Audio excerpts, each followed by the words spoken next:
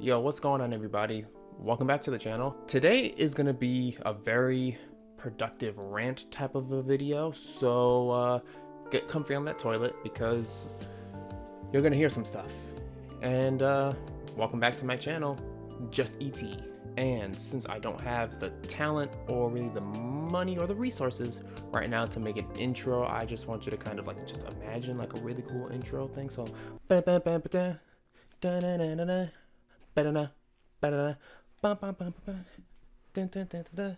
intro. Today we're going to be talking about anime, and it doesn't really matter whether or not you have anything to do with anime. If you don't like it, if you're a pro, or if you're crawling out of your cave after a 12-hour doujin spiral and you really need to watch something to cleanse your palate. Today is going to be the first in a series called The Beginner's Guide to Anime. In my too many years of geeky media consumption, I've learned that anime is the one thing that people don't really want to bring up or talk about with strangers, but it's the one thing that they absolutely love to rant and talk about to those same strangers. It's a really cool way to connect with people, at least in my opinion it is, but it's also kind of risky. Imagine you're hanging out with your friend in a very public place, and as you're talking, someone is just walking by in an assless fursuit. Yeah, you want to talk about it, but if you don't like it and you trash it, and your friend likes it, then you're the bad guy. You're the jerk. But if you like it and your friend doesn't like it and you speak up about it, then you're kind of the weirdo that has to explain themselves. And I feel like it's one of those things that if you have to explain it to someone, it gets a little complex. Or you both love it and that's cool, or you both hate it and that's also cool because you can both trash it together. But that's what anime is. Anime is the person walking around in an assless fursuit of geeky media, because it's not new anymore, but it still has a lot of very weird things that if you're a person from the outside looking in, it's weird. But then if you're on the inside looking out, you're kind of like, okay, this is something I love, and get over it. Also, come on, hang out with us. We're pretty cool. But that's essentially what anime is, and that's how I've learned how to deal with it over the years. Either way, it's a touchy subject.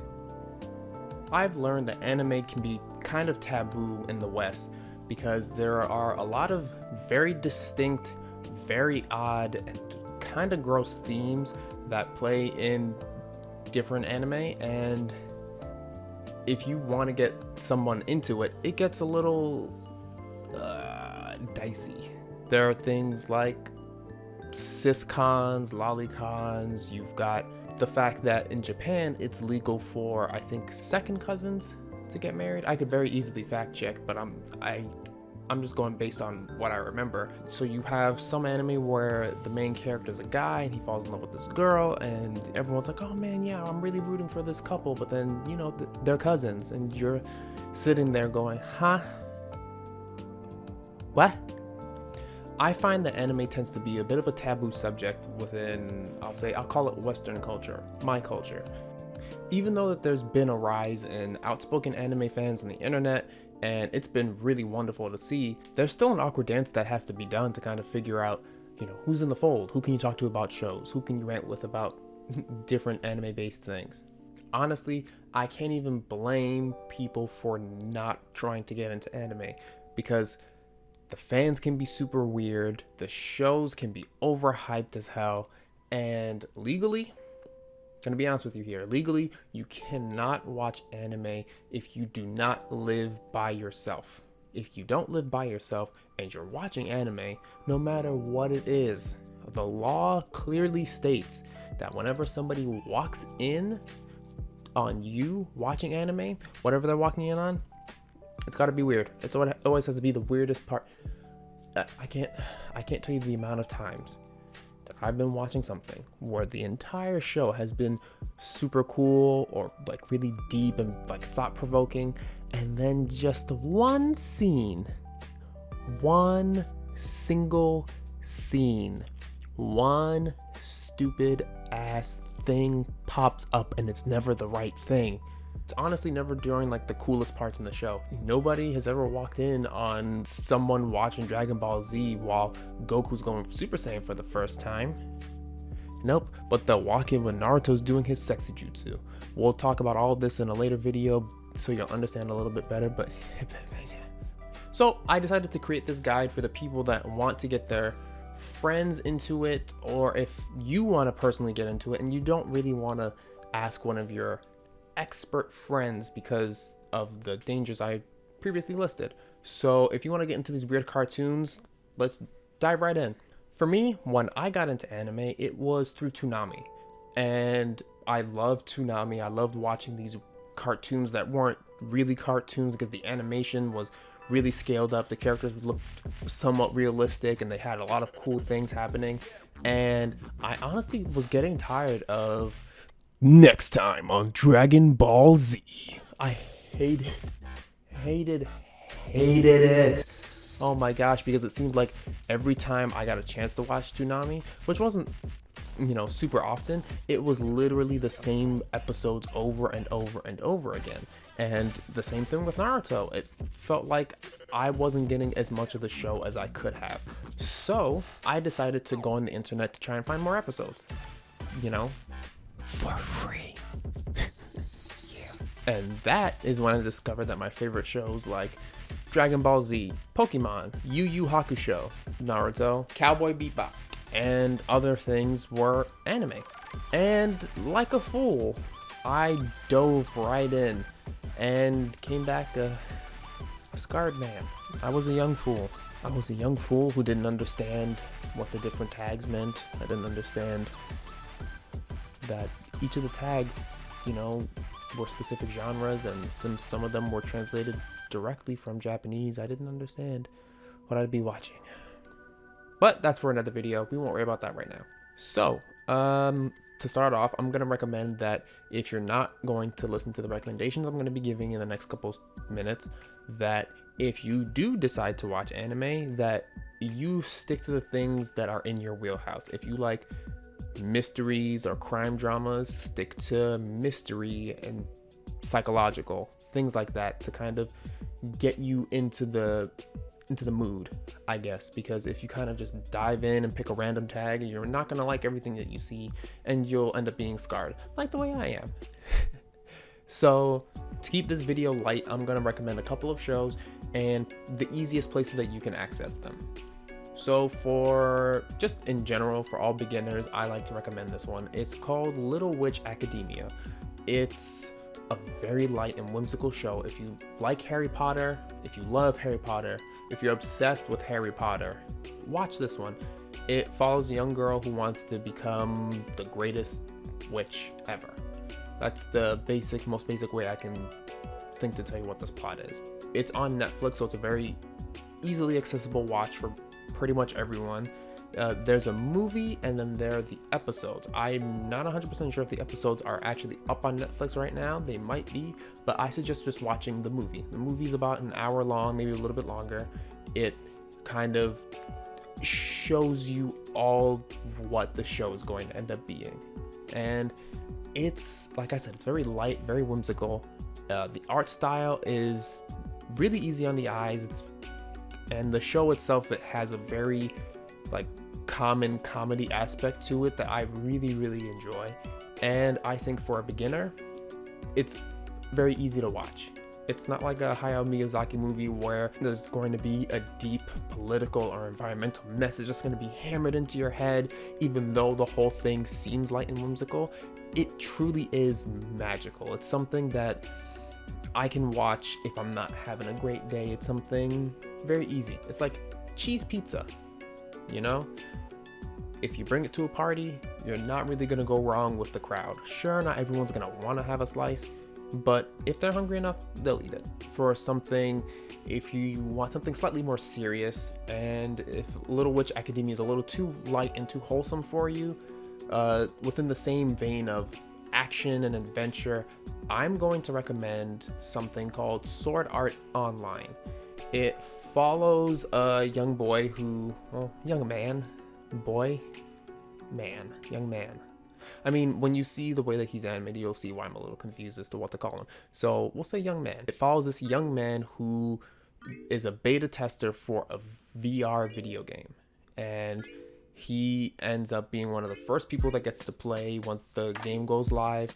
And there are thousands of people that flood the game the first day. Everyone's having a great time.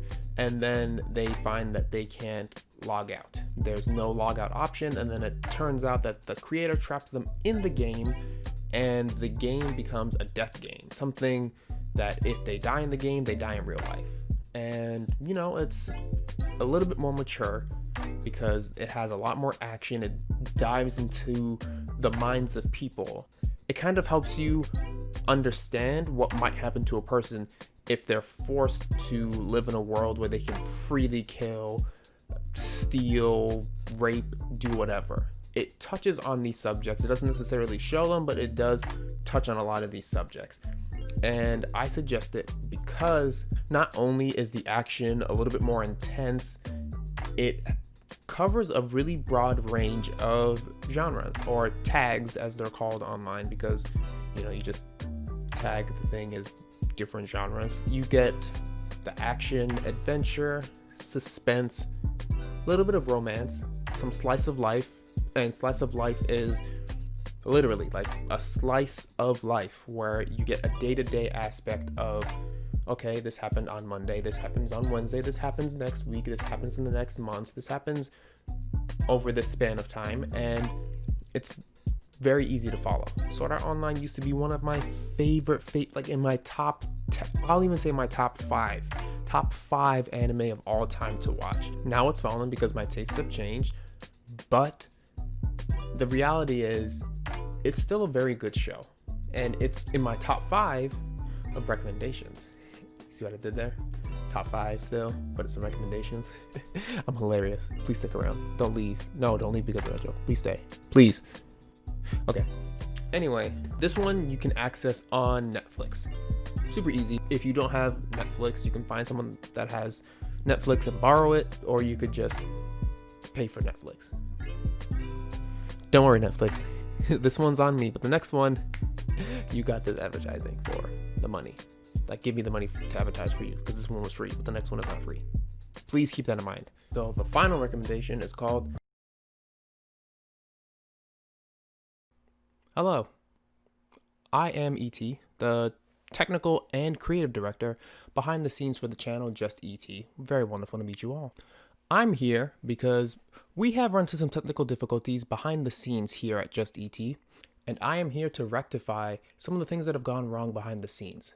So, during the filming of the Beginner's Guide to Anime Volume 1, our talent, ET, has actually been so dynamic and such a tour de force that he spent quite a long time ranting about Baby Yoda, and during the editing process of cutting out all the expletives or curse words for you laymen that don't understand big words like ET. And during the editing process, because we were trying to remove so much of the anger and the hate that he spewed during random bits of the video, it turns out we lost quite a bit of footage. So, as the technical and creative director, I really should not be in front of this camera right now trying to rectify this. The talent has run off somewhere. We do not know exactly where he is. Some say he's at work. Some say he is just chilling at home. I believe that is the technical term. I am now forced to actually do this recording for him. So I have some notes here to help me finish the video. I believe that he was at the looks like the end part of the video, and his final recommendation is Psycho Pass. It is supposed to be a futuristic crime drama with lots of action pieces. Seems about right. Does follow along logically within the timeline of his video. And he also says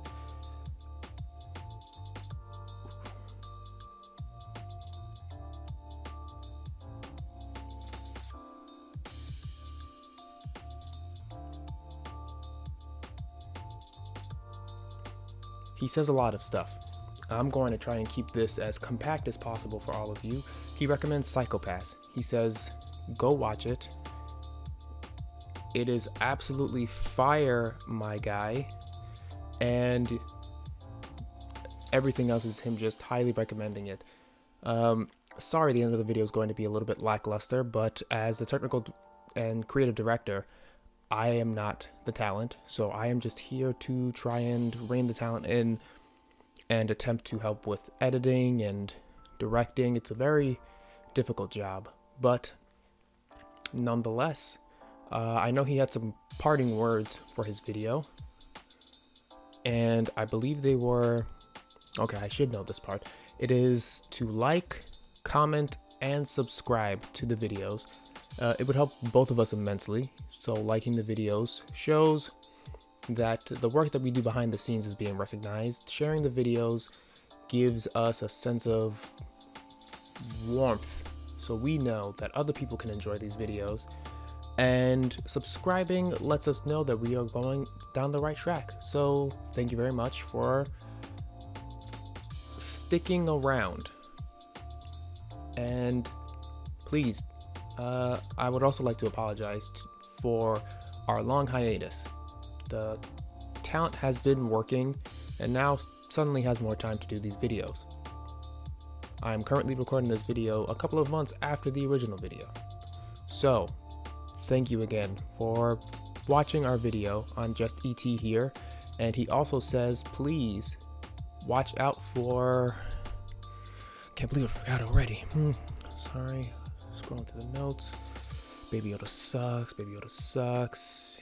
You guys kind of made Stranger Things worse for me. Not sure if I'm gonna watch the rest of it. Sorry, I'm going through all of his notes. It's a lot to go through.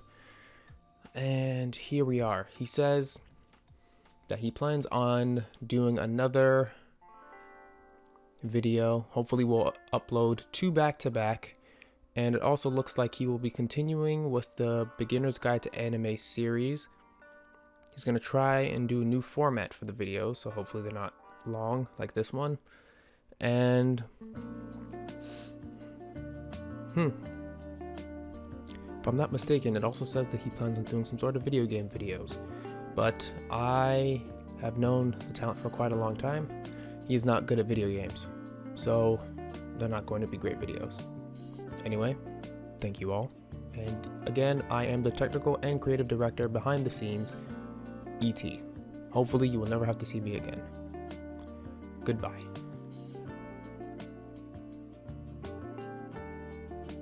Is that it? Am I allowed to leave?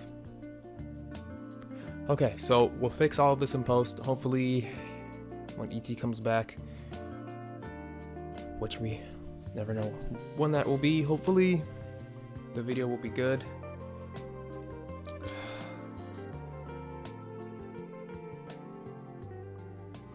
God only knows. Help us all.